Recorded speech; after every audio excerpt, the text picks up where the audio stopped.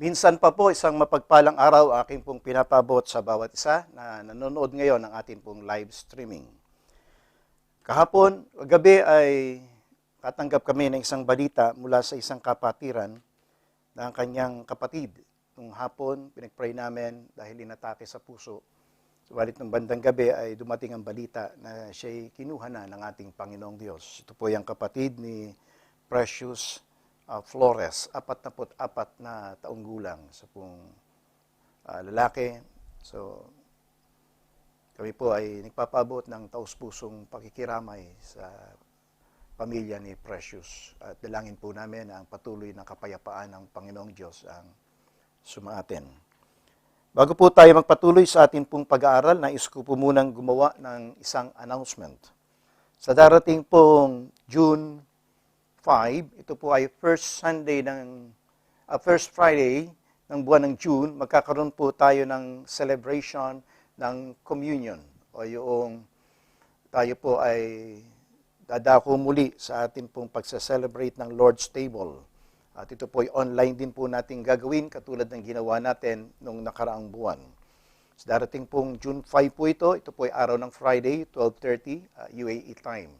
Mga dapat pong nating ihanda sa atin pong gawain pong ito, samantalang tayo ay nasa atin pong mga tahanan. Una po yung mga elements na atin pong gagamitin, yung tinapay po natin. Kung kayo po ay marunong mag-bake po tayo, aalisin lang po natin ang normal baking, aalisin lang po natin ang libadura. Or kung wala naman po tayong paraan para makapag-bake, pwede po tayong gumamit ng kubos o naman tinapay. Grape juice din po. Maghanda din po tayo ng grape juice. Isang lugar sa inyong tahanan na kung saan ay pwede nating ilagay ang maliit na lamisita. At ang personal preparation po natin, ang atin pong dress code, worship attire po tayo.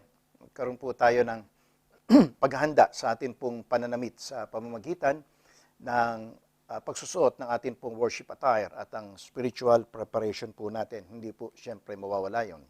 Inuulit ko po, live streaming online, celebration of the Lord's Table, June 5. Pwede pera sa Friday ay 29 pa lamang. Sa susunod pong Friday, ito po ay first Friday of the month.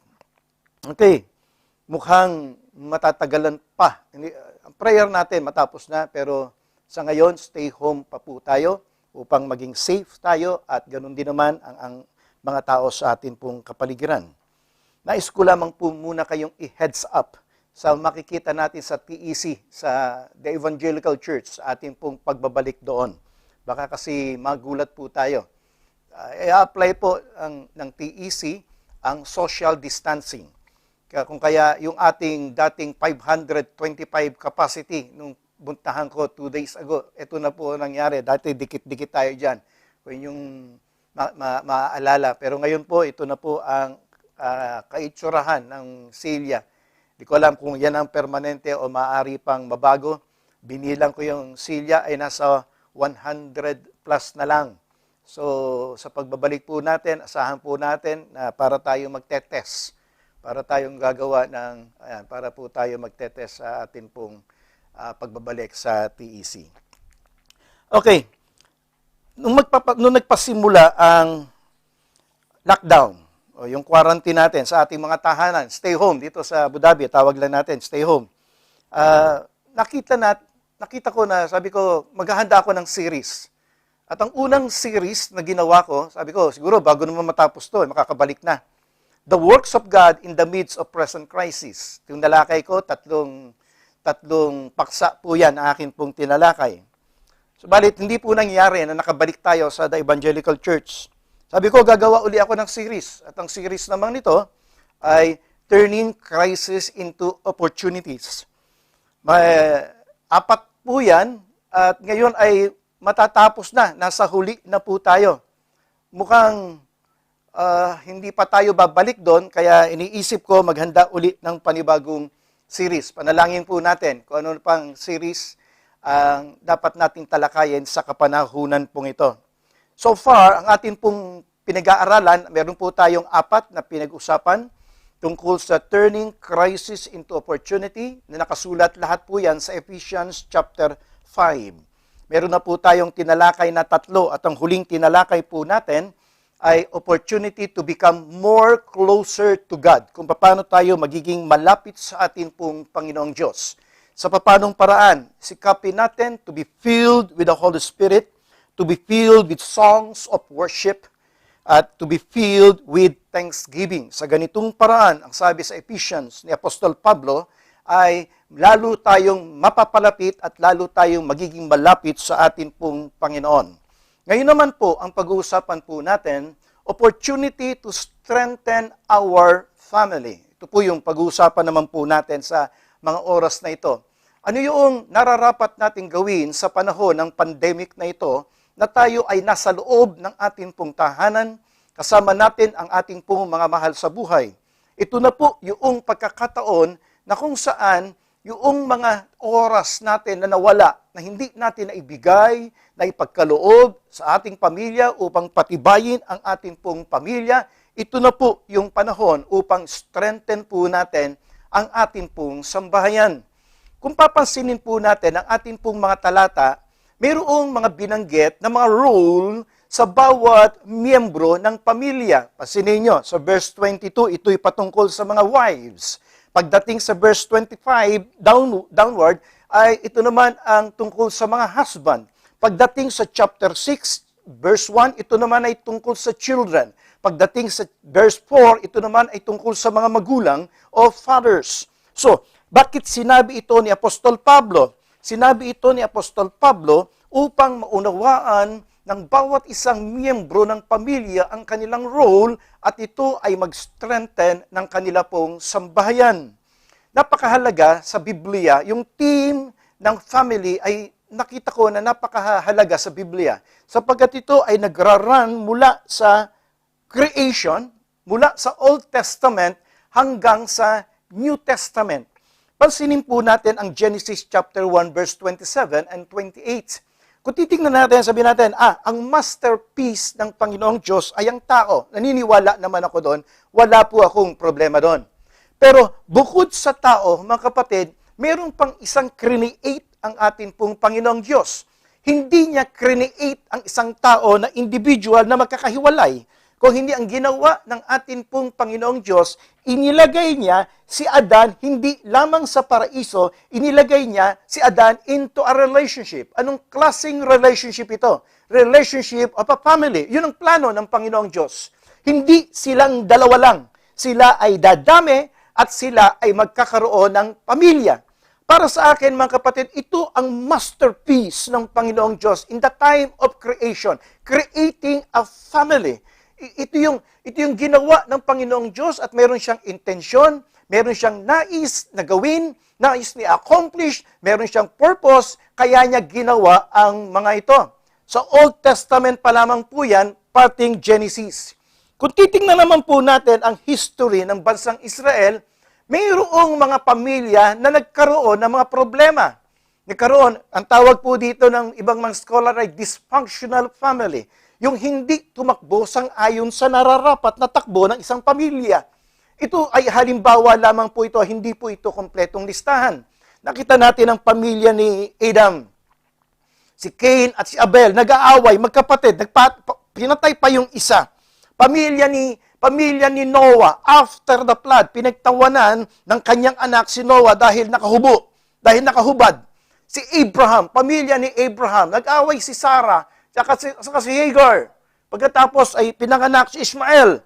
Si Isaac, pamilya ni Isaac. Si Esau at si Jacob, pamilya ni Jacob. 12 magkakapatid. Yung isang kapatid ay tinapon.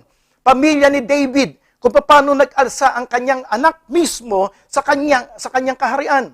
Ito po ang makikita po natin, mga halimbawa po na hindi naman perpekto ang mga pamilya. Hindi po perpekto ang mga sambahayan.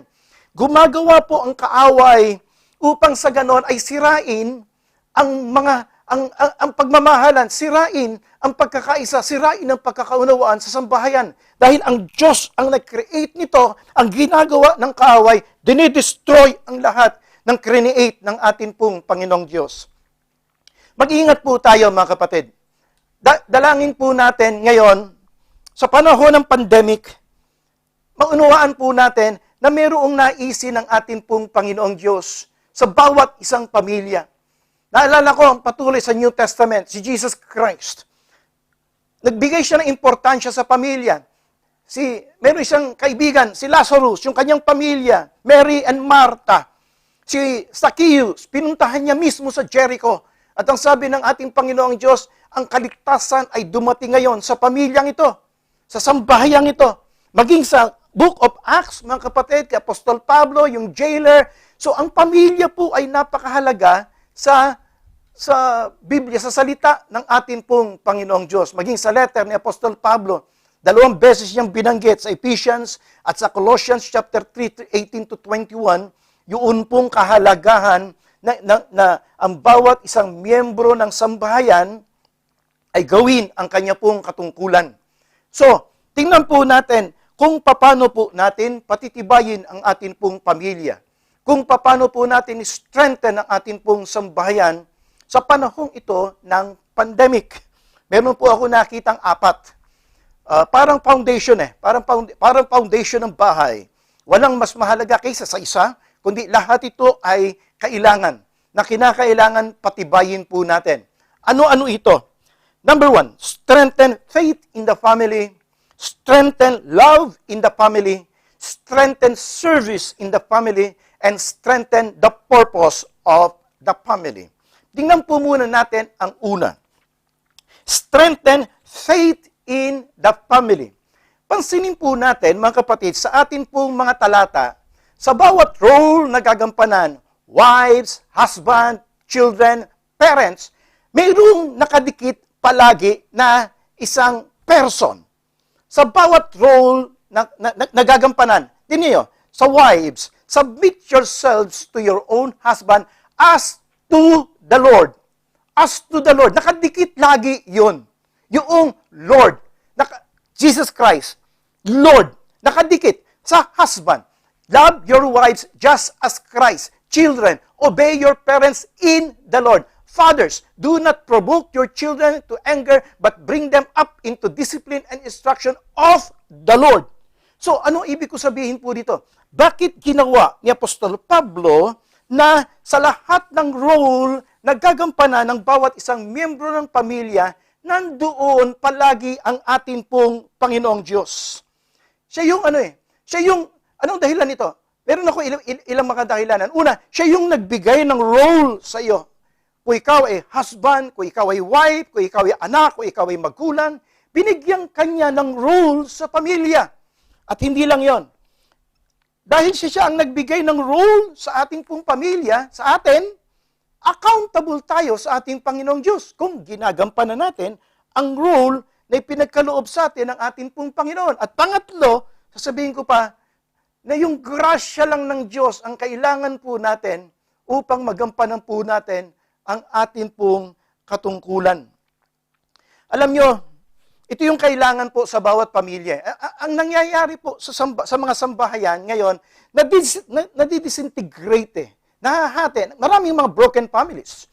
Hindi exempted po dito ang mga pastor, hindi po exempted dito ang mga Christian families. Huwag mong sabihin na kung ikaw ay Christian family, hindi ka na mahahati. Marami pong even mga pastor na nahahati ang kanila pong pamilya, nagkakaroon ng problema ang kanila pong mga sambahayan. Hindi po exempted ang mga pastor. Bakit? Sapagkat ando yung atake ng kaaway. Sabi ko nga sa inyo, ang goal niya ay to destroy, wasakin ang anumang itinayo ng atin pong Panginoong Diyos.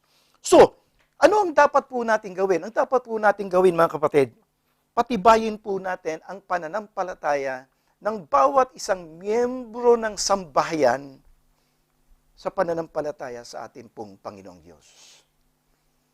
Itong panahon ng pandemic na ito yung maging panahon nawa na tayong mga magulang ay tuturuan natin ang ating pong mga anak.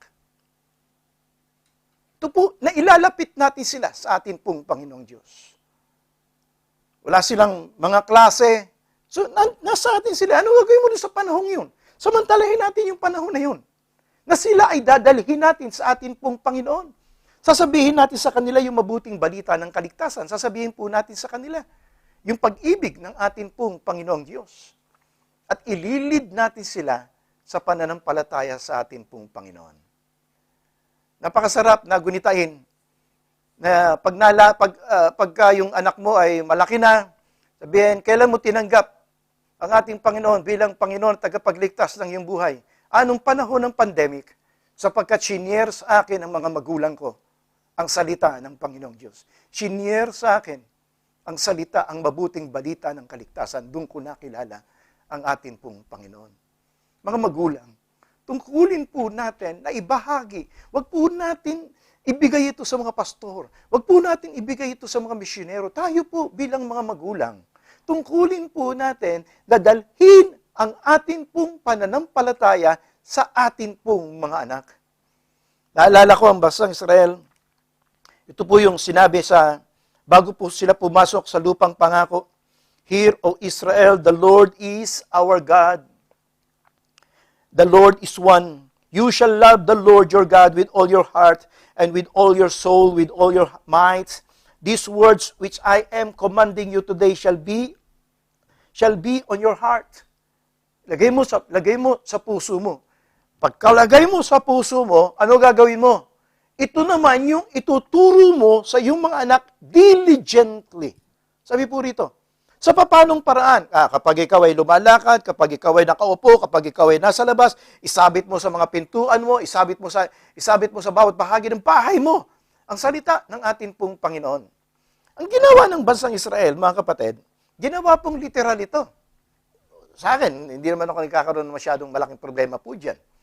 Ang ginawa nila, yung salita ng Panginoong Diyos, particularly ito pong talata pong ito, ay inilagay nila doon sa tinatawag po nating mezuzah. Ano itong mezuzah to? Bigyan ko lang po kayo ng konting Jewish tradition background. Ang mezuzah ay Hebrew word doorpost. Kasi sabi dito sa, you shall teach them diligently to your sons and talk to them when you sit down in your house, when you walk by the way, when you lie down, when you rise up, you shall bind them as a sign on your hand, and they shall be as a frontals on your forehead. You shall write them on the doorpost. Sabi, doorpost. Yung iba, meron pang isa dyan, bukod sa mesusa, meron pa silang mga nasa noo, nasa braso, na kung saan nagko-contain noong talatang Deuteronomy chapter 6, 4 to 9, 11, 13 to 21. Mesusa, tawag po nila doon, is a piece of parchment called a cloth contained in a decorative case and inscribed with specific Hebrew verse from the Torah. Deuteronomy chapter 6, 4 to 9 at 11, 13 to 21. Ang isang example po nito ay yung makikita po ninyo sa larawan. Lapitan lamang po natin ng konti.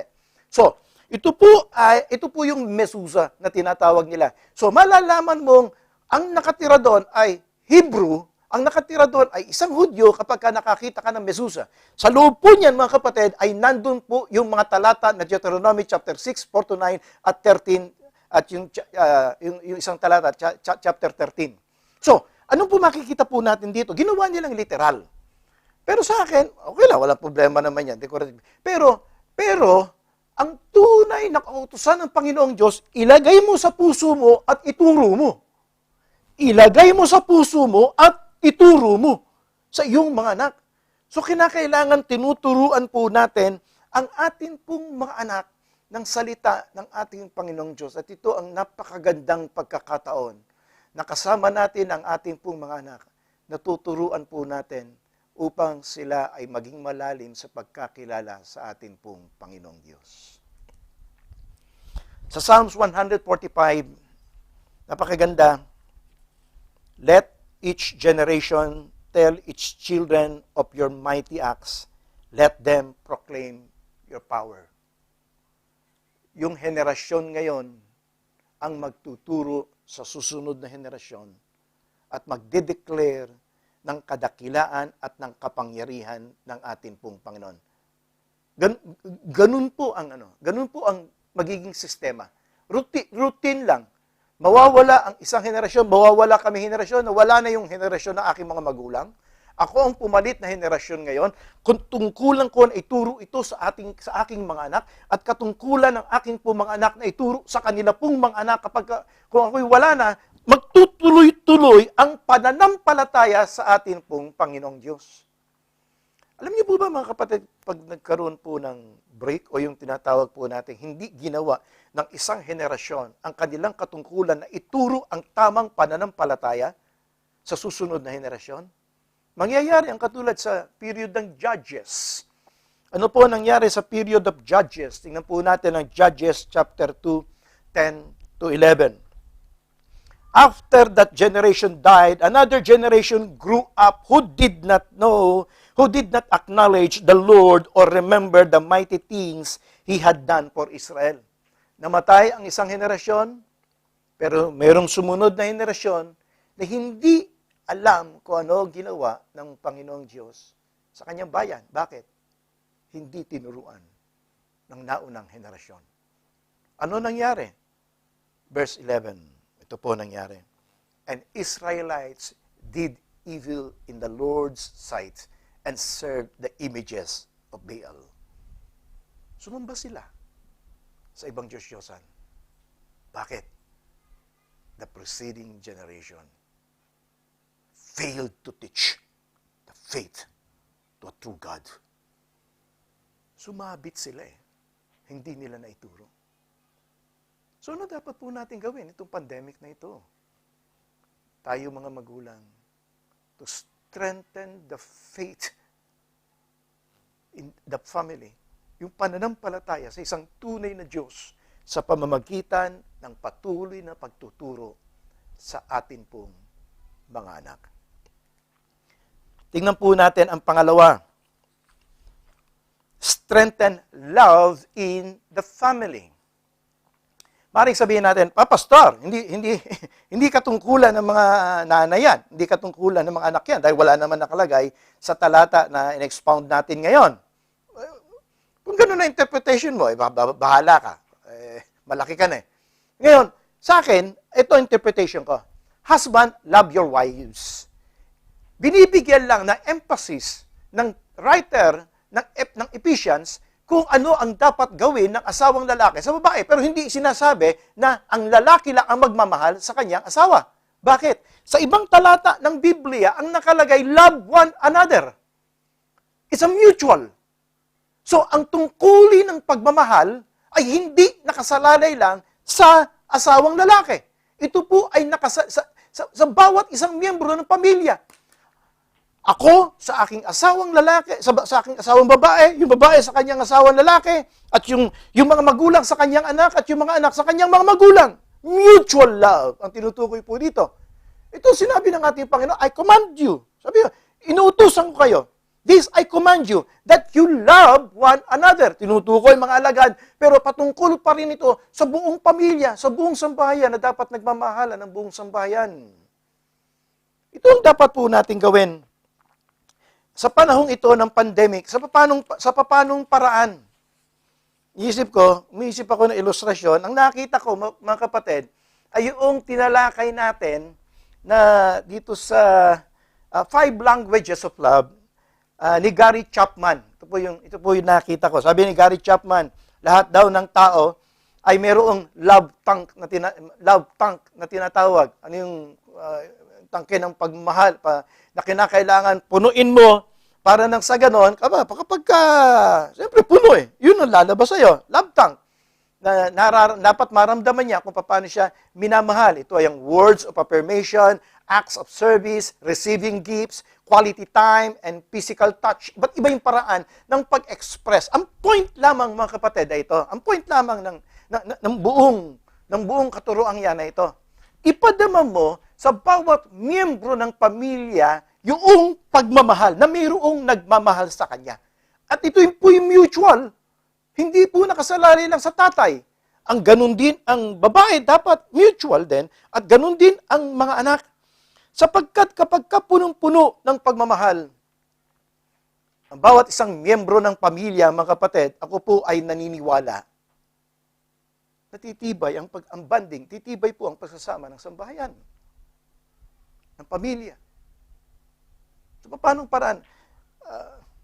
Sabing ganun nila, nagbasa ako ng ilang mga articles, sabi nga nila, spend quality time, ang palaging number one, palaging nandun sa mga articles na yon ay yung bukod sa communication, yung pag-uusap sa meal time, ang isang number one na palaging sulat doon ay spend quality time with your family. Spend quality time with your family. Alam niyo kami tayo mga OFW, sa mga nakikinig po sa mga Pinoy, na nasa Pilipinas, pauunawa ko lang po ng konti ang sitwasyon po ng maraming OFWs na nandito na hindi po kasama ang aming po, ang kanya-kanya po mga pamilya at ang kanya-kanya po mga sambahayan. Halimbawa, nagtatrabaho dito ang lalaki o nagtatrabaho dito ang babae. 10 taon na silang nagsasama ng mag-asawa. Yung babae ay nandun sa Pilipinas. 10 years na silang nagsasama. So palagay niyo ba magiging magkakilala na sila, no? Bakit? Titingnan niyo. Allowed lang siya umuwi 1 buwan sa loob ng 1 taon. So sa 10 taon, 10 buwan. 10 buwan lang silang magkasamang mag-asawa. Sa panahong yun, sa akin, hindi pa lubos ang magkakilala. Kami nga, 36 na taon na, nagbabangayan pa. Sa loob ng panahong pong yun, mga kapatid, hindi po sapat yun. Upang sa ganon ay sabihin natin, ay makilala mo ang iyong pamilya. Kaya tendency sa amin, nakalulungkot, hindi ka kakilala ng anak mo. Hindi ka kakilala ng miyembro ng pamilya mo. Bakit? Wala kang time. Dahil sa trabaho, hindi ko naman mapauwi. At baka utangan ako. Walang panahon. So, itong time ng pandemic na ito, mga kapatid, nakasama mo ang pamilya po natin, samantalahin po natin yung time na yun. Yung mga nawalang oras upang ipahayag po natin ang pagmamahal sa atin pong spouse, sa ating miyembro ng ating pong sambahayan, sa ating mga anak, at mga anak, sa inyong mga magulang. Padama din po natin ang ating pong pag-ibig, padama din po natin ang ating pong pagmamahal sa ating pong mga magulang. Maganda yung sinabi ni Ravi Zacharias na nasa langit na ang kanyang kaluluwa. Tungkol sa love o tungkol sa pagmamahal. Love is hard work. It is the hardest work I know of. Work from which you are never entitled to take a vacation. Yung pagmamahal na iuukol mo sa pamilya mo ay it's a hard work. Hindi madali. Mag-extend ka ng acceptance, mag-extend ka ng grace, iintindihin mo siya, uunawaan mo siya. Hindi mo titignan ang sarili mo, kundi ang titignan mo lang ay kung ano ang makabubuti sa kanya. Siguro mahal na mahal ako ng asawa ko. Yun lang naman po ang tingin ko lang. Bakit ko nasabing mahal na mahal ako ng asawa ko? Gumawa po yan ng batas dito simula nung nagkaroon ng pandemic. Kailan ba yung pumunta ako sa grocery, sa Lulu? Hinarang ako ng gwardiya, where is your ID? Tinanong sa akin yung ID. Sabi ko, bakit ganito to? Nahanapan ako ng ID. Siguro tinitingnan kung mahigit 60 anyos na ako. 60. Makita nyo naman, diba? Parang wala pa. Wala pa naman talaga. Dahil 59 pa lang ako 59. Sabi ko, 59 lang ako. Pinakita ko yung ID ko. Pinapasok ako. Sapagkat iniingatan nga yung mga dito po sa lugar na ito, iniingatan talaga yung mga matatanda na kailangan stay home lang. So, gumawa yung aking asawa ng batas simula noong magkaroon po ng pandemic, stay home. At ito po yung batas na ginawa ng aking pong asawa. Sabi niya, sa bahay namin may batas. Bawal lumabas. Dapat mag-comply ang sinuman na nasa loob ng bahay na bawal lumabas. kung gagawa ka ng bagong batas na pwede nang lumabas, di ka pa rin pwedeng lumabas. Dahil ako lang ang pwedeng gumawa ng batas. Palagay ko, naintindihan po ninyo kung ano ibig ko sabihin. Anong dahilan? Hindi lang siguro dahil sa ayaw akong palabasin, kundi dahil sa pagmamahal. Dahil sa pag-ibig. Gagawin mo lahat. Sa mga magulang na nandirito, mga kapatid, sa mga magulang na nakasama ko ngayon, alam naman natin na kaya natin dinidisiplina rin natin ang ating pong mga anak. Minsan masakit eh. Yun ang nasa talata po natin dahil sa pagmamahal din po yan eh. Kaya din po natin dinidisiplina ang ating pong mga anak. So ito ang kailangan. Itong isang foundation na kailangan na palakasin po natin sa pamilya po natin. Strengthen love in the family. Tingnan po natin ang pangatlo. Strengthen service in the family. Paglilingkod. Anong klaseng paglilingkod? Eto na naman tayo. Minsan, akala natin, yung submission ay role yan ng babae sa lalaki. Nakalagay naman, wala naman ako problema sa interpretation na yon. Sapagkat nakalagay yan sa verse 22. Wives, submit yourselves to your own husbands as you to the Lord. Wala po akong problema dyan. Pero, hindi natin nakikita na mayroong preceding verse ito. Verse 21. Ano yung nakalagay naman sa 21? Submit to one another. So, tinutukoy lang ba dito, magkakapatid sa pananampalataya, sa wikang Greek? Pag binasa mo naman ng Greek, mga kapatid, wala naman paragraph yan. Dire-diretso po yan. Ginawan lang ng mga verses ng mga scholars. So, pwede natin interpret ito na ang submission, mga kapatid, it's also mutual, katulad ng love, katulad ng pagmamahal. Hindi lang ito katungkulan ng lalaki sa babae, hindi lang katungkulan ng babae sa lalaki. Kinakailangan mag-submit sa isa't isa. Hindi lang katungkulan ng anak sa kanyang mga magulang, hindi lang katungkulan ng isang nakababata sa kanyang nakatatanda. Hindi ho. Kung hindi, mutual submission. So, paano paraan? Ano ibig natin sabihin na mutual submission? Kung ano po yung makabubuti. Hindi mo naman alam ang lahat eh. Maging sa loob ng bahay. Sa loob ng bahay. Oo nga, ako ang hari ng tahanan. Pinagmamalaki ko po yan. Yung akin naman po ang asawa ang siyang alas. So, dito makikita po natin na sa bahay, okay. Siya nakakaalam. So, magpapasubmit ako. Ito ang kulay ng kortina. Wala akong magagawa na. Nagpapasubmit po ako dyan. Hindi ko pwedeng pairalin yung akin. So, yun ang binibigyan ko siya ng authority para gawin ang bagay na yun. Ito ang ulam ngayon. So, bahala ka. Wala akong problema dyan. Laban mo to. Yun. Yung mga ganun. Yung mga ganun. Pag-submit ka. Natusan ka. Ditulungan mo. So, anong point ko rito, mga kapatid? Ang point ko po rito, mga kapatid, sa loob ng pamilya, hindi dapat pinapairal yung entitlement. Oy, paglingkuran mo ako. Hindi. Hindi dapat eh. Ang kinakailangan, mga kapatid, tingnan mo kung paano ka makapaglilingkod sa miyembro ng pamilya mo.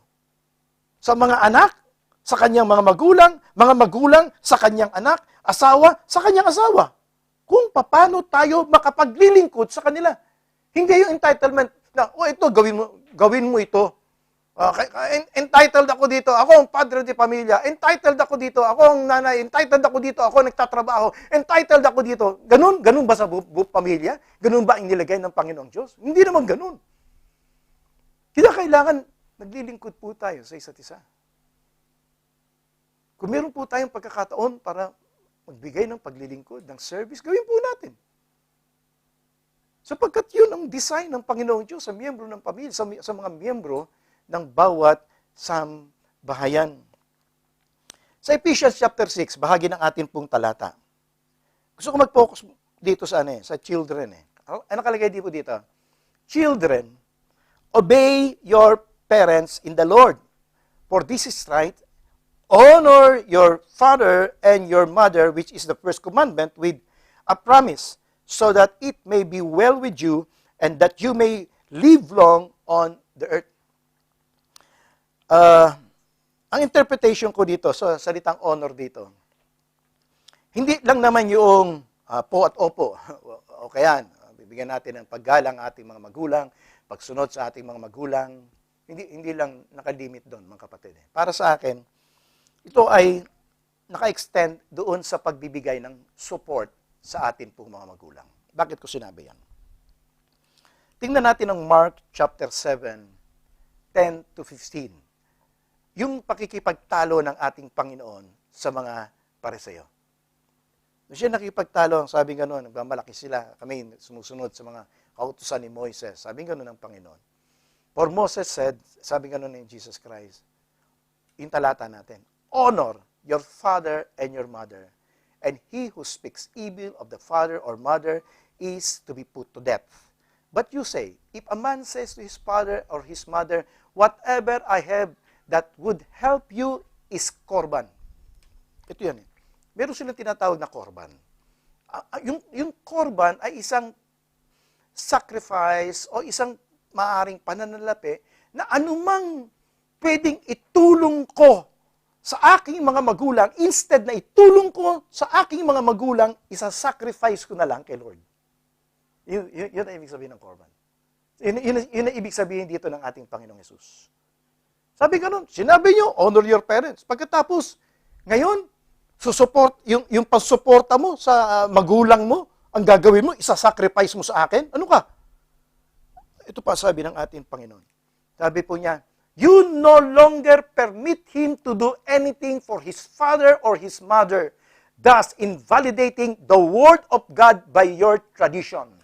So, ang intensyon ng Panginoong Diyos doon sa honoring of parents ay support mo ang mga magulang mo, hindi lamang irespeto mo ang magulang mo. Pag nangangailangan sila ng suporta-suportahan mo ang mga magulang mo. Para sa akin, yun ang interpretation ng ating Panginoong Hesus. Hindi mo ilalagay na korban, kung hindi ibigay mo kung ano po yung nararapat. Alam nyo, yan ang isang bagay na ipinagpapasalamat ko sa Panginoong Diyos. Nagkaroon ako ng mga anak na marunong sumuporta sa kanilang mga magulang. Yan po yung pinagpapasalamat ko sa Panginoon. Pinagpapasalamat namin ang akin pong asawa. At ako naman naniniwala, ako sabi ko, hindi naman ako hindi po ako nanghihingi. Hindi lang ako tumatanggi pag binibigyan. Yan ang yan ang strategy ko. Ako'y naniniwala sa pangako ng Panginoong Diyos naman. Di po prolong ng Panginoong Diyos ang buhay ng iyong anak. Wow. Totoo yun. Doon sa mga anak. Hindi ko sinasabi ito dahil ako'y magulang. Sinasabi ko ito dahil ito'y nakasulat at nakalagay sa salita ng Panginoong Diyos. Kaya kayo, mga youth, mga kabataan, mamaya aawit kayo. Sinasabi ko sa inyo, siguraduhin nyo na ang mga magulang nyo ay nangangailangan at kailangan nyo ng suporta, huwag nyong ipagkakait ang anumang suporta na maibibigay ninyo sa inyong mga magulang. The form of service. Pagdilingkod sa mga magulang. Tingnan po natin ang pang-apat. Hindi lamang natin i-strengthen ang faith, i-strengthen ang love, i-strengthen ang service, meron pa pong pang-apat na foundation. Strengthen the purpose of the family. Kapag ka sinabi mong the purpose of the family, babalik ka doon sa original purpose ng atin pong Panginoon. Ano ba ang original purpose kung bakit create ng Panginoong Diyos ang pamilya o ang sambahayan? Tingnan po natin ang Genesis chapter 1, 27 and 28. Ito yung original purpose. Sabi nga nun dito ng ating talata. God created man in His own image. In the image of God, He created him. Male and female, He created them. God blessed them. And God said to them, be fruitful and multiply and fill the earth and subdue it. So, para sa akin, kung gusto nating malaman kung ano ang purpose ng pamilya, bakit create ng atin pong Panginoong Diyos, babalikan mo yung original creation ng pamilya. At ito yung sabi ng Panginoon. Merong dalawang purpose tayo makikita, mga kapatid. Meron po tayong dalawang makikita ang purpose dito. Ano to? To reflect the image and the glory of God. And number two, to be a blessing to others. So, strengthen natin ang pamilya natin na yung sambahayan natin ay magre-reflect ng kalwalhatian ng Diyos. Yung bang pag nakita ng mga tao, makikita, tingnan mo sila. Nagkakasundo, nagmamahalan. Tingnan mo sila, hindi nag-aaway sa kapirasong lote. Eh ngayon, ang problema, mga kapatid, kapirasong lote, magkakapatid, nagpapatayan eh. Sandangkal na lote. Pag-aawayan. Ganun na nangyayari. Yan ba ang reflection? Diyan ba nagre-reflect ang kalwalhatian ng ating pong Panginoong Diyos kung tayo sa ating pong pamilya at tayo po sa ating pong sambahayan ay hindi po nagkakaroon ng pagkakaunawaan, hindi po tayo nagkakaroon ng pagkakaintindihan? Hindi dapat eh. Kinakailangan mag-reflect. Ano ba yung image of God? Ano ba yung image of God dito na tinutukoy dito eh? Siya mabuting Diyos. Ang ating Panginoong Diyos ay punong-puno ng pagmamahal, punong-puno ng pagpapatawad, punong-puno ng grasya, punong-puno ng biyaya, punong-puno ng mercy, punong-puno ng kabanalan, punong-puno ng justice. Yun ang dapat mag-reflect sa isang pamilya. Hindi yung greed. Hindi image of God yung greed. Ibang klaseng imahen po yun. Hindi din po yung bitterness. Hindi po image of God yun. Hindi din image of God yung ikaw ay magiging madamot. Hindi image of God yun sapagkat si Lord generous. Hindi image of God yun. So dapat yung pamilya natin, yung mga values na magre-reflect ng image of God, makita ng mga tao na pinapractice po natin. Na ginagawa po natin. Hindi lamang yun. Hindi lang yun reflection of the image of God. Ang isa pang interpretation ko dito, that the purpose of the family ay maging blessing. Maging blessing po tayo. Yun ang sabi sa Genesis eh. Sabi sa Genesis chapter 12. Ito, yung pamilya ito ni Abraham. Maliit pa siya nito. And I will, konti pa lang ang membro ng pamilya nito. And I will make you a great nation, and I will bless you, and make your name great, and so you shall be a blessing. Tingnan nyo. Yung pamilya mo, hindi pa pinapanganak si Isaac, yung pamilya mo, magiging blessing sa ibang tao. Yung pamilya mo, magiging blessing. Ito yung dapat eh. Makita po sa atin. Hindi bine-bless ng Panginoon, kundi magiging blessing ang atin pong sambahayan. Ito yung dapat palakasin po natin. Itong time na ito. Strengthen the relationship in the family. Opportunity to strengthen the family. At meron pong 4 na foundation na pwede nating palakasin in this time of pandemic. Faith, the foundation of faith, love, service, and purpose. Palayin tayo ng Diyos sa ating pong naging pag-aaral. Pakinggan po natin isang awit na ihahandog po sa atin ng FCC Counterflow Youth Choir.